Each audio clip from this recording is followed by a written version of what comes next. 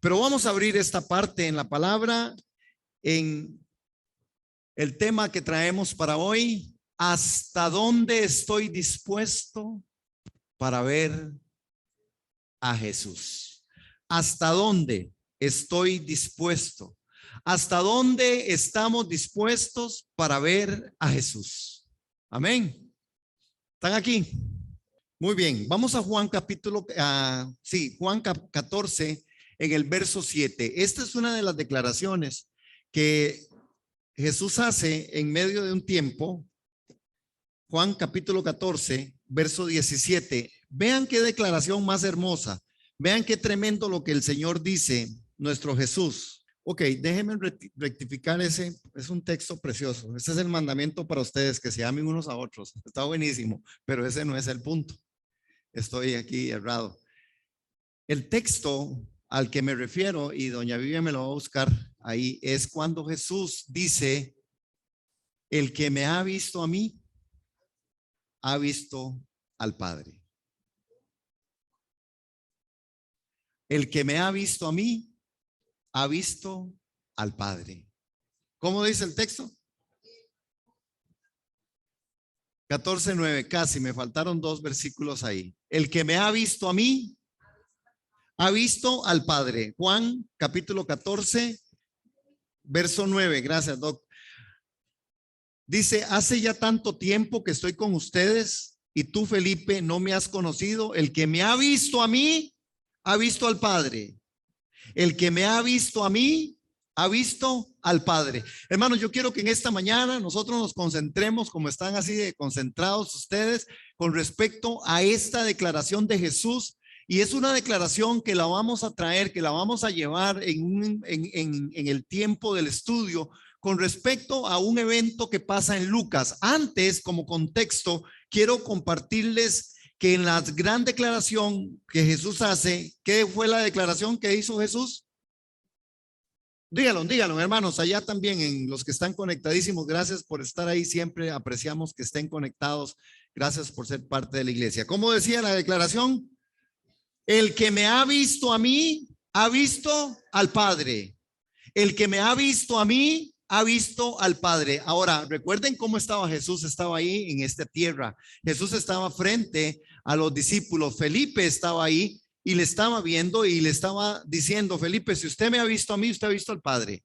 Pero para nosotros es un reto mayor. Sin embargo, es grande el reto, pero nosotros también tenemos el Espíritu Santo, y a través del Espíritu Santo nosotros podemos ver que Jesús nos muestra al Padre de una forma muy, muy, muy especial. Ahora, vamos a ver, hermanos, y aquí es donde creo que necesitamos seguir concentrados. Vamos a ver una diferencia teológica doctrinal. Cuando decimos una diferencia teológica doctrinal, decimos que teología es el mensaje de Dios, ¿verdad? Y cuando hablamos de la parte doctrinal, es que nosotros estamos haciendo la forma en la que podemos presentar una verdad eterna. ¿Ok? Entonces, cuando digo una verdad teológica, estoy diciendo: vamos a presentar una verdad eterna puesta dentro de la doctrina, que es la doctrina que nosotros como creyentes tenemos.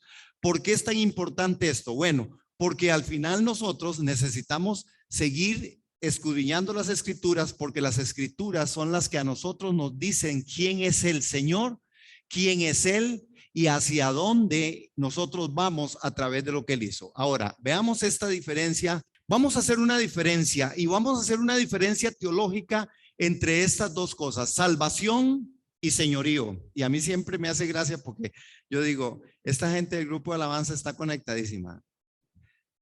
Hoy se ministró sobre el señorío de Cristo, ¿verdad? Y yo no sé si es que me ven las notas, pero bueno, está bien. ¿Segura, Nati? Bueno. Ok, pero el señorío de Cristo es diferente, la salvación, que el señorío. Es diferente. Ahora, ¿dónde está? Vean una de las declaraciones que es como un principio para mí. Dios no me pedirá algo que yo no podría dar. Dios solo demanda lo que invirtió en mí. Lo podemos leer, hermanos, para que nos quede. ¿Cómo? Dios no me pedirá algo que yo no podría dar. Dios solo demanda lo que invirtió en mí. Dime, ¿me dejaron solo? 1, 2, 3. Algo que yo no podría dar. Dios solo demanda lo que invirtió en mí. Pregunta, ¿qué invirtió Dios en ti? Todo. Y este todo, dentro de este todo, ¿qué podríamos decir? El amor, la gracia, misericordia, pero el sacrificio de la sangre del cordero, Él invirtió todo en mí. Ahora, ¿qué va a demandar Dios de mí? Pero la salvación es por gracia, no hay un precio. Pero una vez que usted entre a la gracia, el Señor le pide todo. Ahora, ¿por qué hay que hacer la diferencia? Es una diferencia que es teológica, que es doctrinal, porque al final nosotros necesitamos entenderlo de esta manera. Ahora, debiéramos definir lo que realmente es conocer. Conocer a Jesús es conocer al Padre. El que conoce, el que a mí me conoce, al Padre conoce. Conocer al Padre. En la Biblia, conocer a una persona no es una compensación intelectual, sino que implica también una profunda experiencia de la presencia de esta persona en la vida.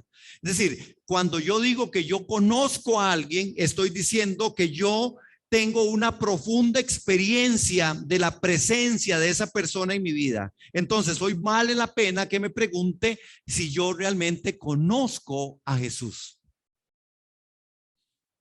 Noten esto, por eso quiero hacer la diferencia entre salvación y señorío. Es diferente que usted sea salvo o que yo sea salvo a que Jesús sea mi Señor. Y la iglesia a veces se equivoca en esto, porque no es lo mismo que usted haya sido salvo por la obra de Cristo a que Jesús sea su Señor. Hay mucha gente que ha experimentado la salvación sin que Jesús sea el Señor. Amén. Entonces, vamos a ver en esto de querer ver a Jesús. Dios invirtió la vida de su Hijo en mí. Eso fue lo que Él hizo. Dios invierte la vida de su Hijo en mí. Si yo no expreso o si yo no expresara a Cristo en mí, es porque no le he visto como Señor. ¿Qué es entonces lo que Dios invirtió en mí? Hermanos, vamos, eso es materia que es ya trabajada. ¿Qué invirtió? Invirtió al Hijo en mí. Eso fue lo que pasó en la cruz del Calvario. ¿Se acuerdan? El apóstol Pablo lo refleja bien cuando dice, ya no vivo yo, mas vive Cristo en mí. ¿Más vive Cristo en dónde? En mí. Lo que Dios ha invertido, lo que Dios invirtió la vida de su Hijo en mí, si yo no expreso a Cristo en mí es porque yo todavía no le he visto como Señor. Porque lo que Dios hizo fue a través del Hijo mostrar al Padre. El Hijo muestra al Padre, el Padre muestra al Hijo. Es tan así que lo que la Escritura dice es que nadie puede ir al Padre sino por ¿quién? ¿Por quién vamos al Padre? ¿Por quién vamos al Padre? Pero oiga ese otro texto que habla del Padre, y el Padre dice, nadie conoce al Hijo si no es por mí. Eso dice el Padre. El Padre dice, nadie puede conocer al Hijo si no por mí. Pero ¿qué dice el Hijo? Nadie puede ir al Padre si no por mí. ¿Pueden verlo? Hay una gran diferencia, y en esto, hermanos, bueno, voy a hacer una pincelada porque sé que es más amplio. Y lo hago en mis circulitos. Veamos a ver. Es diferente el evangelio de la gracia que el evangelio del reino. Nosotros tenemos que separarlo, hermanos. Y si usted está anotando, anótelo. Yo he aprendido algo y yo sé que esto es del Espíritu, no porque lo esté diciendo yo, pero sé que es del Espíritu. Y cuando el Espíritu está diciendo algo, es tiempo de anotar. Lo demás usted puede, pero es tiempo de anotar. Cuando el Espíritu viene y toca y habla. Esta diferencia va a ser algo en tu vida y en la mía. Porque nosotros necesitamos entender esto, hermanos. Por eso yo estoy urgiendo, y sé que el Espíritu Santo nos está urgiendo a estudiar la Biblia. Por eso cuando usted lleve una Biblia y vaya y se la da a otra persona, dígale, estudie la palabra, instrúyase en las Escrituras. El evangelio de la gracia tiene que ver con estar en Cristo. Ese es el evangelio de la gracia. El evangelio de la gracia es aquello que vino a través de la obra de Cristo. Amén. Entonces, el evangelio de la gracia es estar en Cristo, pero el evangelio del reino es Cristo en mí. Amén. ¿Ven? Ya están viendo diferencia. ¿Sí? Una cosa es que usted esté en Cristo y otra cosa es que Cristo esté en ti. Ahora usted diría, bueno, pero cuando yo acepté a Cristo en mi corazón, ¿qué fue lo que pasó? De ahí usted aceptó la obra de la cruz, usted aceptó el evangelio de la gracia. Pero cuando nosotros decimos que Cristo está en mí, yo tengo que tomar una decisión con respecto a eso. Ahora, sigamos. El evangelio de la gracia es la parte legal de parte de Dios para el ser humano, para el mundo. La parte legal tiene que ver con el evangelio de la gracia. El evangelio de la gracia es la forma legal, es decir, el sacrificio de Cristo fue hecho una vez y para siempre. No hay más sacrificio. Legalmente, usted y yo, al decir y confesar que Jesucristo es el Señor, la salvación entró en tu corazón, en tu vida. ¿Cuántos dicen amén? Aleluya. Así de fácil. Sí, así de fácil porque a Él le costó todo. Así de fácil porque a Él le costó todo. Así de fácil porque a Él le costó todo, hermanos. Todo, el sacrificio perfecto una vez y para siempre. No hay más sacrificio por el pecado. Amén. Este es el evangelio de la gracia, es legal. Pero el evangelio del reino es vivencial. El evangelio del reino es vivencial. Es esa forma y esa parte donde la escritura nos enseña que el que quiera venir en pos de él, niéguese a sí mismo. Tome su cruz cada día y sígame. Esto de lo legal tiene que pasar a lo vivencial. Es la decisión de tu corazón y el mío. Cuando hablamos del evangelio del reino, estamos hablando del evangelio que se vive. El que tomo la cruz cada día y voy en pos de él. ¿Cuántos decimos amén? Amén. El evangelio de la gracia, Él lo hizo y se proclamó el Salvador del mundo. Él lo hizo y se proclama el Salvador del mundo. Cuando hablamos del evangelio del reino, es cuando yo realmente tomo mi cruz y declaro que Él es Señor.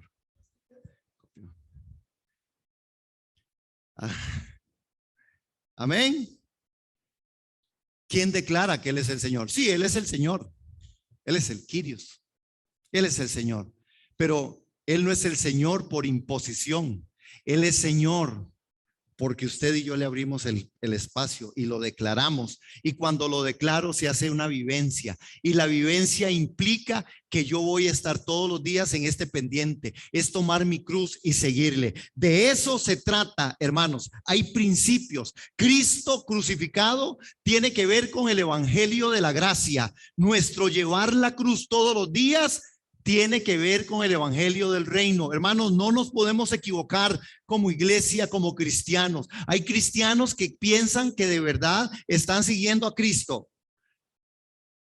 Y hay mucho cristiano que lo que le ha pasado es que Dios en Cristo Jesús lo ha salvado, pero no está siguiendo a Cristo. Es salvo por su obra, salvo por su gracia, pero no está siendo salvo por su vida, por la vida de Cristo en él. ¿Cuántos dicen amén? Esto es comprensible, hermano. Es que es necesario. Esto es materia que nosotros como cristianos tenemos que tomarla. Si no, nos convertiremos en religiosos. En venir al culto, en orar aún con pecado, en orar aún no perdonando al hermano, en dar de lo que Dios nos da aún sin tener el corazón aclarado delante de Dios, porque dice que antes de venir a poner su ofrenda, usted esté claro como usted está. Es mejor que usted no dé, pero que cuando usted da, usted esté claro delante del Señor. Amén.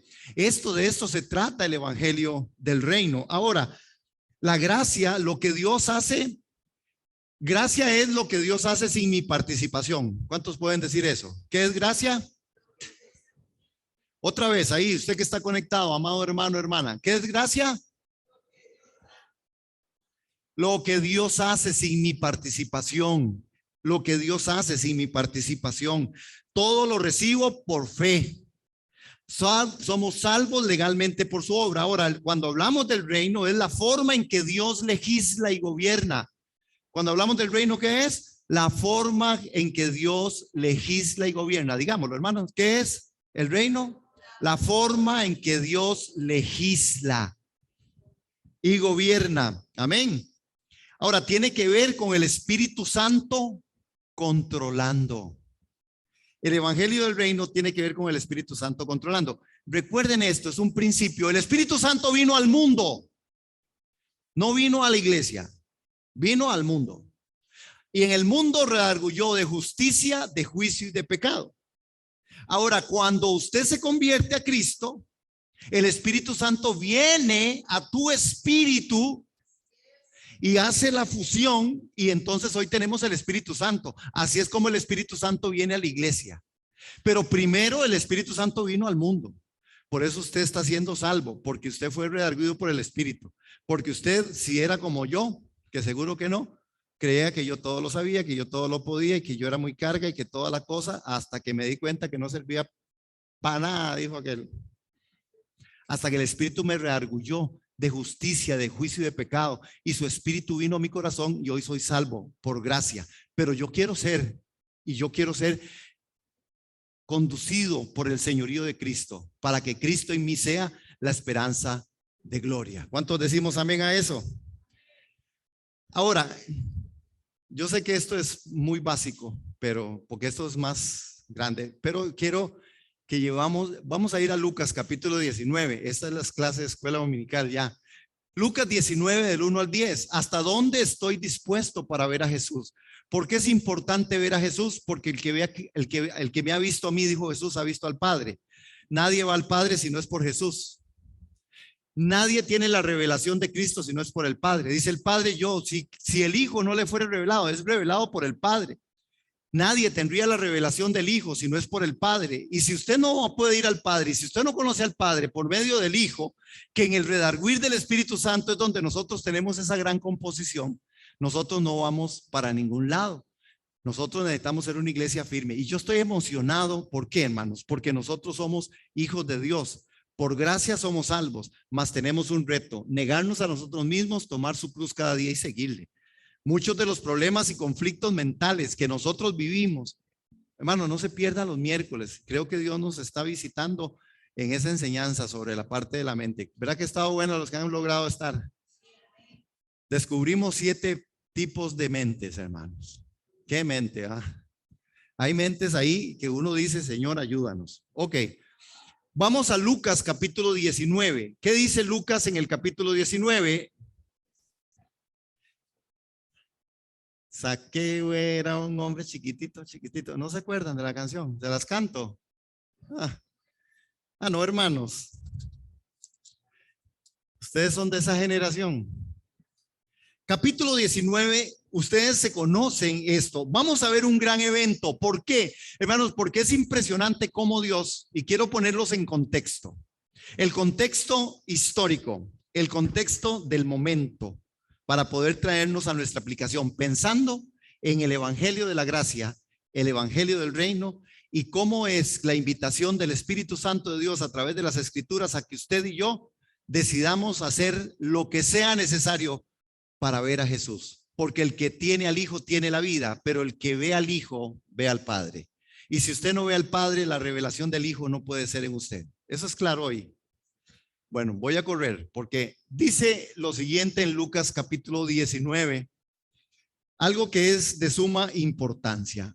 Dice el momento en que se produjo el incidente, ¿verdad? Vamos a 19:1. Jesús entró en Jericó y comenzó a cruzar la ciudad. Mientras caminaba, un hombre rico llamado Zaqueo, que era jefe de los cobradores de impuestos, trataba de ver quién era Jesús.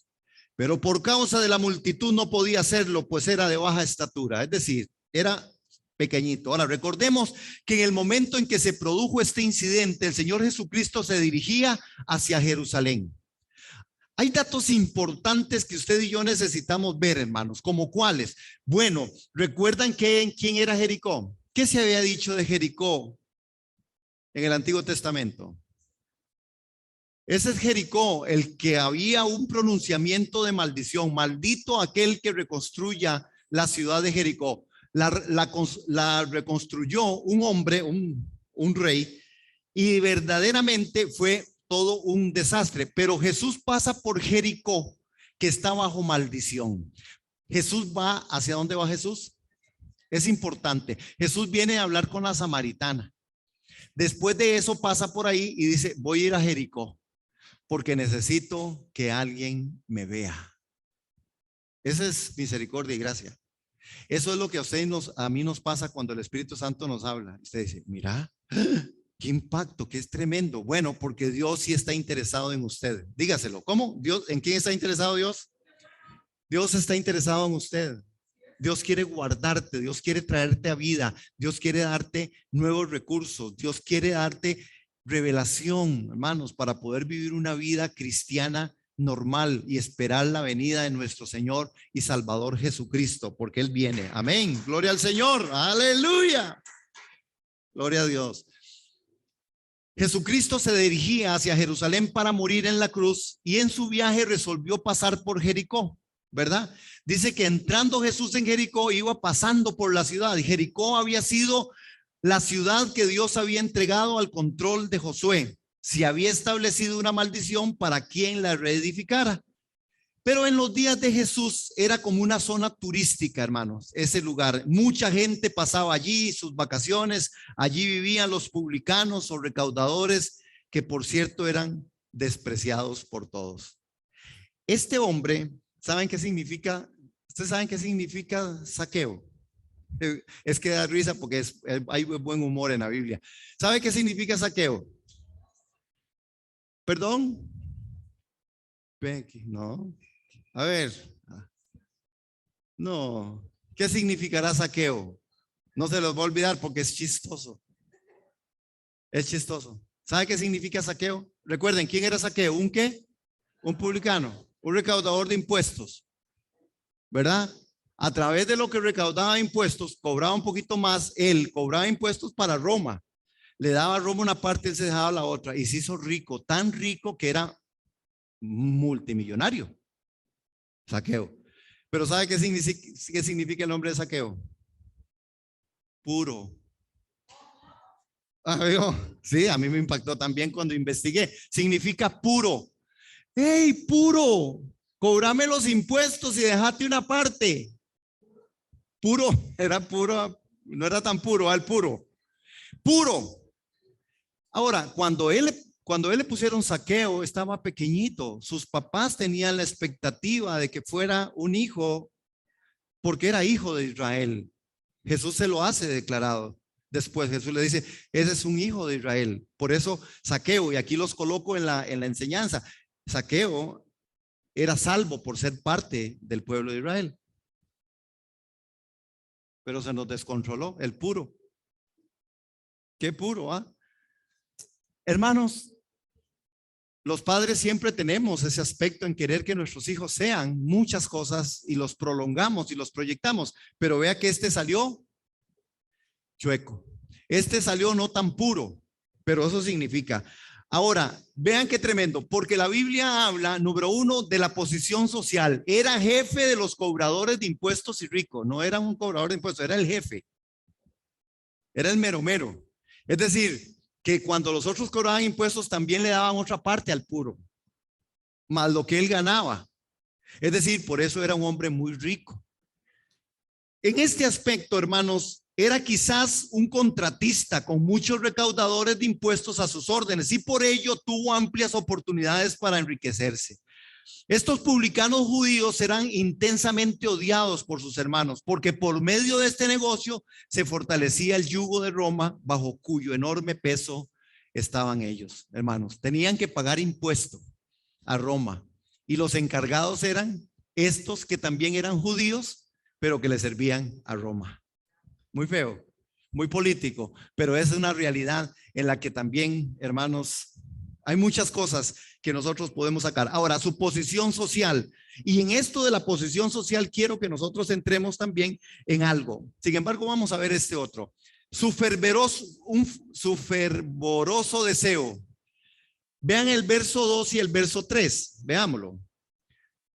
En el verso 2 dice, mientras caminaba el hombre rico llamado Zaqueo, que era jefe de los cobradores de impuestos, trataba de ver quién era Jesús, pero por causa de la multitud no podía hacerlo, pues era bajo de estatura. Ahora, procuraba ver quién era Jesús. No solo quería verlo, sino que evidentemente quería conocerlo. Es indudable que estaba llevando por otros motivos que los de la mera curiosidad, ¿verdad? El Hijo de Dios nunca da satisfacción al que busca meros espectáculos. Si no, hermanos, hubiera sido o hubiera habido un anhelo en su corazón de conocer personalmente a Jesús, realmente tal vez nunca lo hubiera logrado. Y esto es un principio. Este hombre quería de corazón ver a Jesús. ¿Por qué? Porque posiblemente este es el publicano, el puro, que aparece en otra historia, que se golpeaba el pecho y que decía, Señor, ten misericordia de mí, porque no podían ir al templo. Este es posiblemente Zaqueo. Inclusive hay una anécdota que me leí. Sí, se la voy a contar muy rápido. Es que ese reloj me amenaza, pero no le voy a hacer caso, va a ser fuerte. No.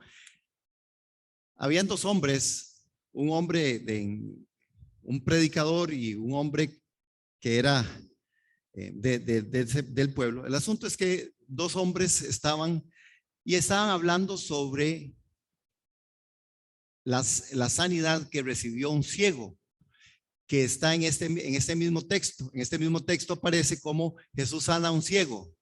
Pero el hombre decía, no, en ese capítulo y en esa trayectoria de Jesús hasta la cruz, no había solo un ciego, habían dos ciegos. Y el hombre decía, no, yo vi que solo sanó a un ciego. ¿Cuántos creen ustedes que había? ¿Uno o dos? Uno al que sanó. Pero entonces este hombre en la discusión le dijo, no, yo le puedo mostrar que bíblicamente sí habían dos ciegos. Número uno, el que Jesús sanó. Y número dos, Zaqueo, que no podía ver. Zaqueo es el segundo ciego y es real, hermanos. Hay una ceguera natural, pero hay una ceguera espiritual. Y nosotros tenemos que entrar, y en esa anécdota el hombre termina diciendo, de verdad hay ceguera que es más profunda de aquella que tiene que ver con las córneas, de aquello que tiene que ver con lo que puedo ver o no puedo ver. Tiene que ver con el corazón. Ahora, el deseo, él procuraba verlo, hermanos, y esto es algo importante. Vean qué dice este salmo en Deuteronomio capítulo 4, verso 29. Pero si desde allí buscas al Señor tu Dios con todo tu corazón y con toda tu alma, lo encontrarás. ¿Cuántos quieren leer conmigo esto? 1, 2, 3. A ver, hermanos. Con todo tu corazón y con toda tu alma lo encontrarás. Esta es una promesa de Deuteronomio capítulo 4, verso 29. Él dice que si usted le busca al Señor tu Dios con todo tu corazón, con toda tu alma, usted lo va a encontrar. ¿Cómo hay que buscar al Señor? Con todo el corazón y con toda tu alma, sí lo vamos a encontrar. Esta es la gran diferencia otra vez del evangelio de la gracia y el evangelio del reino. A nuestro Jesús se busca, a nuestro Dios se busca, pero te tiene que buscar de todo corazón. Y si buscas al Señor tu Dios con todo tu corazón y con toda tu alma, lo encontrarás. Amén. ¿Cuántos decimos amén a eso? Ahora, notemos esto, hermanos, porque Zaqueo no podía ver a Jesús, era el segundo ciego. Su doble dificultad. Véanlo en el verso 3. En el verso 3 trataba de ver qué era Jesús, pero por causa de la multitud no podía hacerlo, pues era de baja estatura. Hermanos, una doble dificultad. La pregunta que aparece ahí es, ¿cuál es esta pregunta? 1, 2, 3. Pregunto yo en esta mañana, hermano, ¿qué le impide usted ver a Jesús? ¿O usted ve a Jesús en todo? Cuando está usted en dificultades, cuando la billetera no se siente porque no tiene nada. Cuando usted tiene una situación salud, cuando usted está en una parte emocional conflictiva, ¿usted ve a Jesús? ¿Ve a Jesús? ¿Vemos a Jesús? Es decir, ¿qué nos impide a nosotros ver a Jesús? Esto es parte de la reflexión que en esta mañana, en el nombre de Jesús, tenemos que hacer. ¿Qué nos impide ver a Jesús? ¿Por qué yo no estoy viendo a Jesús? Es que si yo no puedo ver a Jesús, yo no puedo ver al Padre. Y si yo no puedo ver al Padre, la revelación de Cristo no es una realidad. La revelación no está solamente, hermanos, en el estudio profundo de las Escrituras. Está en la guianza del Espíritu Santo y en la actitud del intérprete. El espíritu del intérprete. Cuando yo me pongo a la Escritura, cuando yo voy a estudiar la palabra, yo tengo que ir a la interpretación con la ayuda de la palabra y la ayuda del Espíritu Santo. Yo empiezo a tener revelación de quién es Cristo. Pero la iglesia solamente está leyendo los versículos que aparecen en el día, y a veces eso no es suficiente. Que estoy viendo aquí al doctor, pero yo diría, ¿qué pasaría si él fuera solo a clases y le dieran el título y ya se quedara con eso? Yo estoy seguro que un doctor tiene que estudiar tanto, ¿verdad? Tiene que saber, tiene que indagar, tiene que profundizar, tiene que investigar, para que cuando usted le abran la panza no le saquen el corazón en vez del hígado. Digo yo, así es, ¿no? Es cierto, y cualquiera de todos en cualquier otro oficio, en cualquier otra profesión. Si usted es una persona en una profesión, usted tiene que saber cómo manejar las cosas que se dan dentro de, ¿verdad? Los maestros, las personas que son como Greisita, que tiene que atender gente y poder resolver conflictos en la vida. Amén. Como Laura ahí en la computadora viendo a ver de dónde salen esos números, a ver si nos van a hackear o no nos van a hackear, Laura, qué tirada. Pero bueno, ¿qué nos impide a nosotros ver a Jesús? ¿Hay algo que a usted le impide ver a Jesús? La falta de perdón, amargura en su corazón, mentira, irresponsabilidad. Vean, hermanos, hay cosas. Zaqueo no podía ver a Jesús, pero Zaqueo quería ver a Jesús. Este hombre me encanta porque quien jamás buscó al Señor sin tenerse que enfrentar con toda clase de dificultades, hermanos, es porque de verdad nunca ha tratado de hacerlo. El obstáculo era tanto personal como circunstancial, tanto en él mismo como en otros. Él tenía un grupo de gente que no lo dejaban ver a Jesús, pero él en sí mismo tenía un aspecto, hermanos, que se lo comía, porque al final él no podía ir al templo, porque él no podía ir, y en ese tiempo tenemos que recordar que era en el templo donde realmente se llevaba a cabo todos los rituales y toda la forma en donde Dios se manifestaba. Así era como funcionaba. Ahí sí es cierto que el que no iba a la iglesia no agarraba nada. Ahora es que el Espíritu Santo, por su gracia y misericordia, ¿verdad?, nos asiste y nos atiende en todo momento y en todo lugar. Pero en el templo, y él no podía ir al templo, pero este hombre corre, hermanos, vean. Solo imagínense ustedes al hombre más rico del mundo tratando de hacer ese papel. Corriendo, tratando de quitar gente. Quítese de ahí, tratando de subirse a un palo de sicómoro, que dicho sea de paso, con características, el árbol de sicómoro es sumamente resbaloso. Pero dicen, de las cosas resbalosas, es como un palo encebado. ¿Sí saben qué es? Ahora ya resulta que soy el grande aquí, el mayor. Un palo de sicómoro. El palo de sicómoro tenía otra condición. La primer rama para poder colgarse, para poder agarrarse, era muy larga. Es decir, su tronco es sumamente grande. Y él tan chiquitito, haciendo ese cuadro. Quítese todo mundo. El rico del mundo, el rico del barrio, está corriendo como desesperado a hacer un papel. ¿Quién podía entenderlo con tanto dinero, con tanta plata, con tanto recurso? Querer subirse a un árbol, que eso era casi un tema que tampoco era como de mucha clase. Pero este hombre se esfuerza, este hombre corre por ese lugar. No le importa su clase social, no le importa cuánta plata tiene, no le importa realmente quiénes lo pueden estar juzgando y viendo, porque de todas formas el muchacho puro no era tan querido. El muchacho Zaqueo no lo querían casi nadie, porque los que recaudaban impuestos le echaban la culpa al jefe. Dígale a Zaqueo, es que Zaqueo nos dijo que le cobráramos más. Y él es el jefe y tengo que hacer el caso al jefe. Es decir, Zaqueo estaba en una mala posición, pero corrió, se humilló, fue, buscó, hizo todo lo imposible en su parte externa, en su parte interna, porque él quería ver a Jesús. ¿Cuántos quieren ver a Jesús y pagar un precio de esta clase? En ese contexto es cuando Zaqueo llega ahí. Ahora, esa parte, había una determinación. Su determinación estaba firme. Veámoslo ahí, hermanos y hermanas. Vean el verso 4. Pero rápidamente se adelantó y para verlo se trepó en un árbol, pues Jesús iba a pasar por allí. Hermanos, este hombre tiene una determinación firme. Corrió delante, se subió a un sicómoro para verlo. Y yo creo que es importante la determinación, porque la determinación produce verdaderos campeones. Y déjame solo hacerles otra pincelada, porque ese reloj, gracias Señor por el tiempo. Una diferencia entre lo que realmente es determinación y lo que realmente es motivación. Es diferente, hermanos, motivación y determinación. Este hombre no tenía una motivación, este hombre tenía una determinación.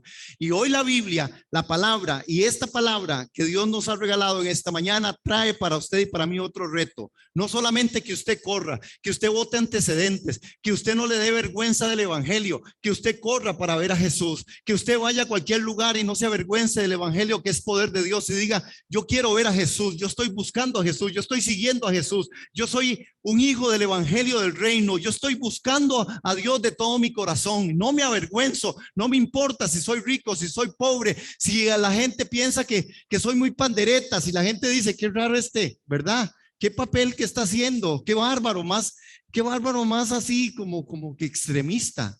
No importa porque quiero ver a Jesús. Este hombre sale en carrera y esto se llama determinación. Ahora, hay una diferencia entre determinación y motivación. ¿Por qué? Les cuento. Motivación destaca un proceso mental. Leámoslo ahí, hermanos, a ver. ¿Qué es motivación? Destaca un proceso mental. Determinación lo que hace es la resolución sobre algo y es diferente. Una cosa es que usted esté motivado y otra cosa es que usted esté determinado. Por eso la gente que es motivada a veces le dura poco la cuerda. No, este año si vieras usted y él vieras en el gimnasio, hermano, si usted el 3 de enero va todo estrenando. Tenis, medias, buzo, guantes nuevos, si usted quítese todo mundo de ese gimnasio el 3 de enero. Al 6 de enero ya ha faltado 2 veces. La motivación le llegó hasta como después de hacer aquellos ejercicios se sentía todo dolorido y al final dijo, no, veamos, ya la más despacio. Ya medio año retiró la cuota, dijo, uy, qué torta, pagué todo el año y solamente he ido medio año. Porque hay motivación. La motivación destaca un proceso mental. La determinación es la resolución sobre algo. Hermanos, mientras la motivación destaca por ser un proceso mental, la determinación lleva implícita la resolución sobre algo. Es decir, la determinación tiene la cualidad de ir más allá del estado mental y de convertirse en una acción, en una actuación, hermanos. Es necesario que nosotros entendamos que necesitamos la determinación, no tanto una motivación. Usted por determinación tiene que seguir a Cristo. Usted por determinación y yo también tenemos que querer ver a Jesús. Usted por determinación tiene que estudiar la Biblia. Yo puse lo del gimnasio, pero igual pasa con el asunto de lectura bíblica. Empieza a leer la Biblia en un año. En enero ya debe como 5 días. Y apenas han pasado 20, 30 días. Determinación. ¿Cuál es la palabra? Determinación. No tanto motivación. Ahora, porque tengo que seguir con esto, pero sí queda claro, hermanos, que hay diferencia entre motivación y determinación. ¿Sí? Necesitamos determinar si queremos ver a Jesús. Su llamamiento, ven el verso 5, fue un llamamiento inesperado, porque cuando Jesús llegó a ese lugar, levantó la vista y le dijo, Zaqueo, apúrate y baja de allí, porque hoy tengo que pasar la noche en tu casa. Qué hermoso momento, hermanos. Esto es algo impresionante. Es decir, Jesús está mirando hacia arriba. Aquí hay y es que no nos va a dar chance, pero ese es el corazón del Padre a través del Hijo. Jesús está en la ciudad prohibida por Dios. Jesús pasó por Jericó para poder salvar a Zaqueo y a su familia. Eso es lo que Jesús hace con usted y conmigo, por amor, por gracia. Jesús nos ama de tal manera, hermano, que entregó toda su vida por usted y por mí. ¿Cómo no voy a querer ver a Jesús? ¿Cómo no voy a querer entregar mi vida delante del Señor? ¿Cómo no voy a querer ser un testimonio de cristiano en mi ciudad, en mi barrio, en mi pueblo, en mi trabajo? Amén. Una obediencia bien dispuesta. Vean qué tremendo, porque inmediatamente, vean el verso 6. Verso 6, hermano, ya vamos terminando. Zaqueo bajó deprisa y con mucho gusto recibió a Jesús. Zaqueo, hermanos, deprisa vino y bajó. Una obediencia bien dispuesta, porque obediencia no es obediencia, sino es inmediata. Ok, ¿cómo es? Obediencia no es obediencia, sino es inmediata.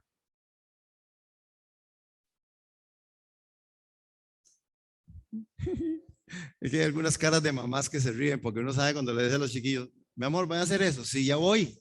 ¿Ah? Ya voy. Hasta que yo entendí que ese ya voy tiene otro acento. Sí, ya voy. No es ya voy, no, ya voy. Vaya, ya lo hizo. Sí, sí, ya voy. Es decir, ¿aló?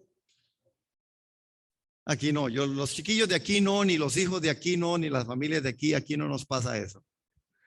Obediencia no es obediencia, sino es inmediata. Pero este hombre bajó de prisa. Vean, nota el verso 6, hermano. Otro día podemos meterle más.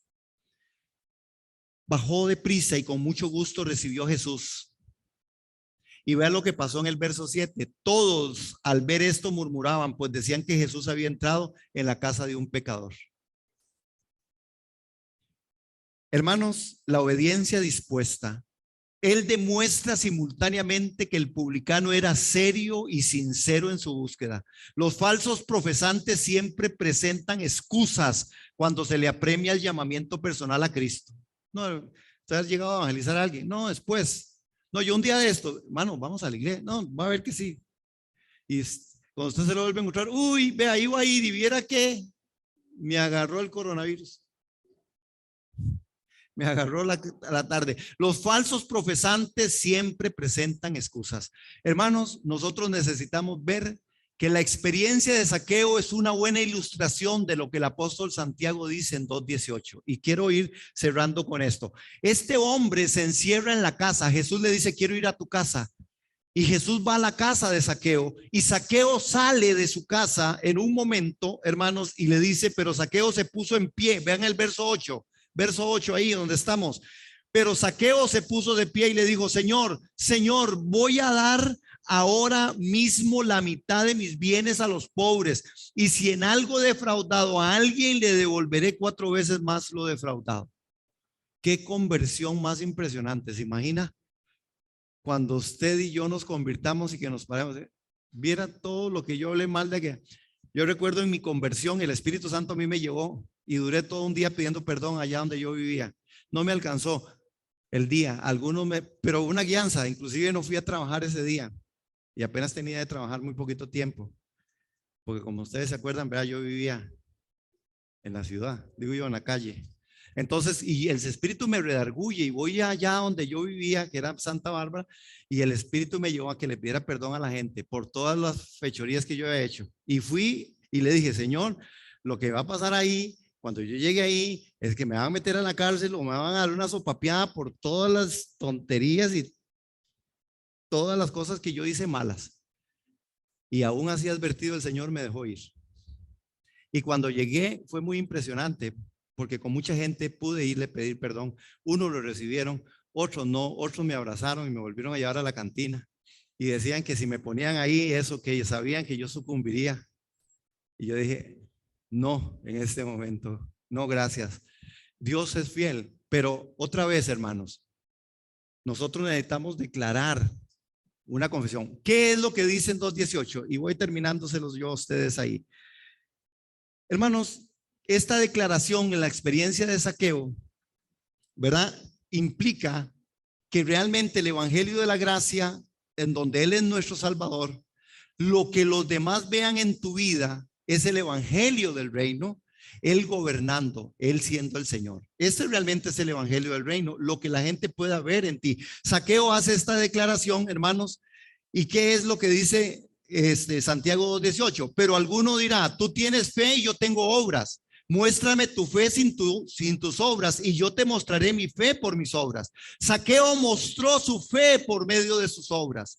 No habló de su fe, sino que la demostró en la vida práctica. El mundo en la actualidad no está escuchando algo, hermanos, está buscando algo. Zaqueo tenía lo que el mundo estaba buscando. Jesús había cenado con él y su vida había cambiado. Realmente el apóstol Santiago habla con respecto, muéstrame tu fe, yo te mostraré mis obras, o muéstrame tus obras por medio de tu fe. Zaqueo dijo, yo voy a devolver esto, y no solo esto, una cuarta parte más voy a dar. Eso es una verdadera conversión, hermanos. Y nosotros necesitamos entender que la fe debe ser reafirmada en medio de nosotros con los hechos. Y no transar con la fe. Señor, yo le voy a dar porque yo sé que usted me da. Así no funciona. No, de lo que Él te da, usted dé, conforme usted propuso en su corazón. Ya dijimos, ese es el evangelio de la gracia. Usted no se va a salvar porque dé mucho o porque dé poco. Usted muestra si ese es un hombre del reino cuando usted da conforme su corazón, con conciencia, decir, Señor, me bendijiste, voy a bendecir. Señor, me diste tiempo, voy a dar tiempo. Señor, salvaste mi vida a través de personas que hablaron el evangelio a mí, voy a ir a hablar con personas del evangelio. Señor, me has amado, me has perdonado. Señor, puedo amar y puedo perdonar. ¿Cuántos dicen amén? Pongámonos en pie, hermanos. La experiencia de Zaqueo es esta ilustración. Muéstrame tu fe por tus obras y yo te mostraré mi fe sin tus obras. Yo te mostraré mi fe por mis obras. Y Zaqueo mostró su fe, hermanos. Nosotros tenemos que entender que si queremos correr a Jesús, ¿hasta dónde estoy dispuesto para ver a Jesús? El que ve al Hijo ha visto al Padre. Padre, en el nombre de Jesús, esta mañana, en esta reflexión, en esta enseñanza, te decimos gracias porque sabemos, Señor, que hay un reto, no solamente porque hemos sido salvos. Tú dijiste a Zaqueo, porque este es un hombre nacido en la casa de Israel.